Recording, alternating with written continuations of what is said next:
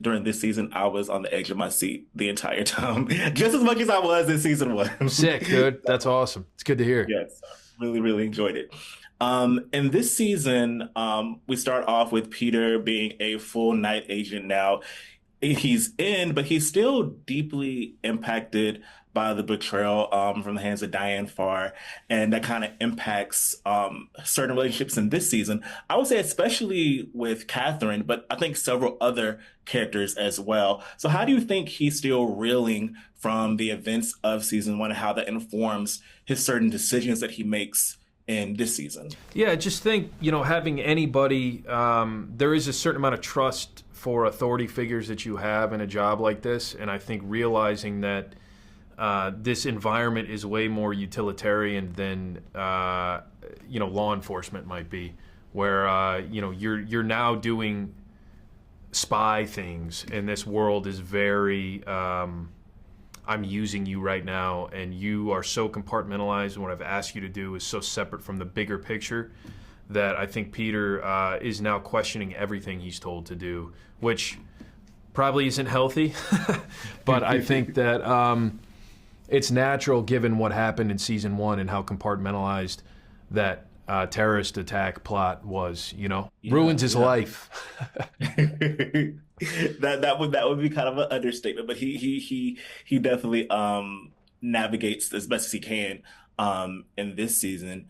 And how do you think that his relationship and dynamic with Rose is in this season as well? I think it's a very different dynamic slash partnership slash relationship that Yeah. we see in season two. So how would you say that kind of changes, and can you tease anything about where you think they leave off things in this season?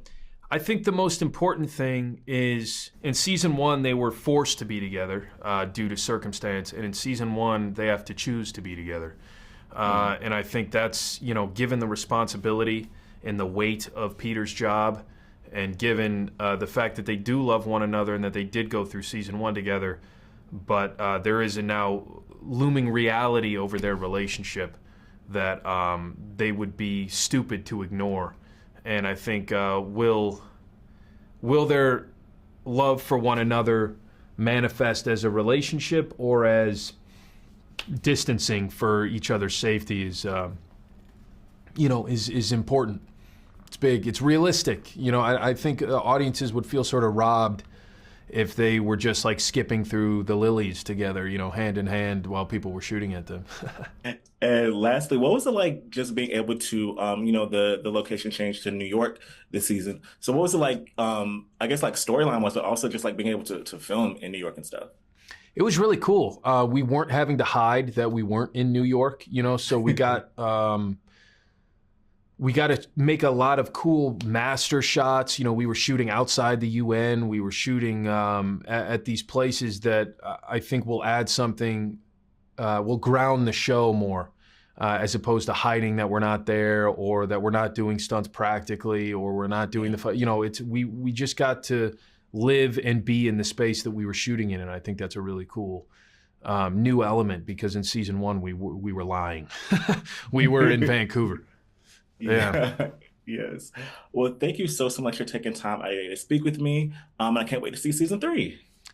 Likewise. Thank you, man. I'm excited for people to see it too. I think it's already better.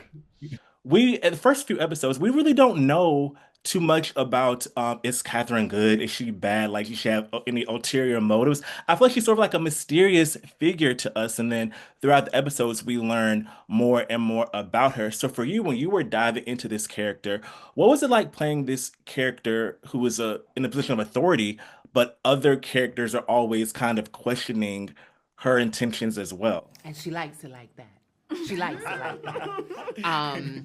Don't worry about her. But she is in all seriousness, she is a straight shooter, and it is it is nice to kind of bring that dynamic of don't play with me, don't mess around with me. I think that's really refreshing when everything was so gray and cloudy for Peter and Rose to navigate through season one. So it was very nice to to play with that, to play with the wording of everything. It was a lot of exposition, so to clearly communicate what she needs when and how, and for people like Peter and Rose who have come in from their previous experience with really set boundaries that they're trying to establish through their trauma, makes for some really layered, complicated conflict. So to kind of stew and play around in the mud in that way in the playground was so liberating to me, and a challenge that I fully embrace, because she uses her words, but she's also back into the field a little bit as well. So it's exciting.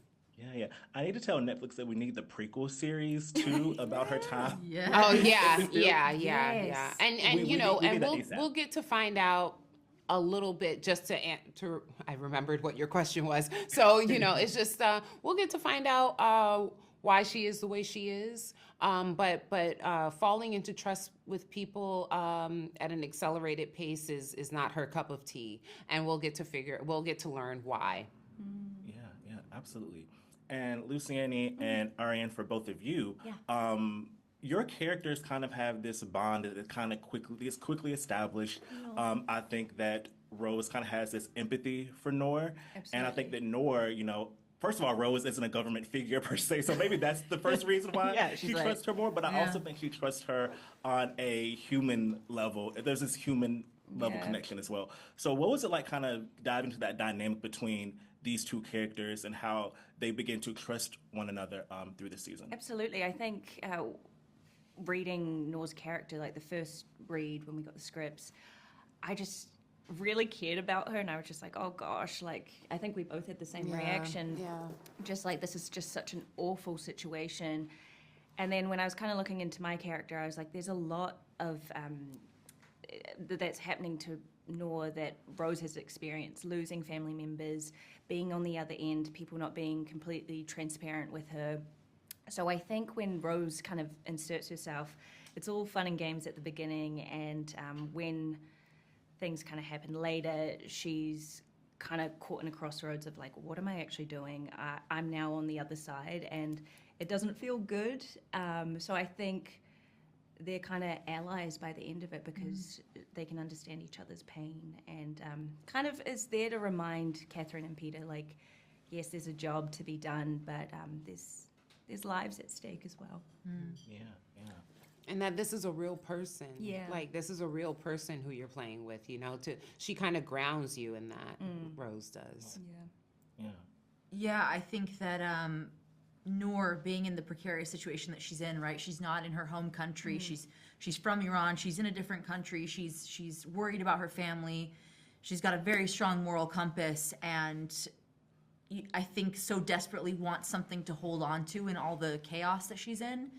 And Rose feels like although she's not entirely sure of her intentions or where her head's at, there is some sort of safety, like this deeper understanding between the two of them that is really special. And it was really nice because I think Luciane and I kind of hit it off like outside of the pages as well. So it was really easy for us to kind of form that bond and those unspoken moments and just those looks to each other that were then part of our characters. Yeah. Well, thank you three so much for chatting with me. I can't wait for more people to see season 2, and I can't wait to see season 3 as well. So thank you so much, and have a good one. Thank you so much. Thank you. See ya.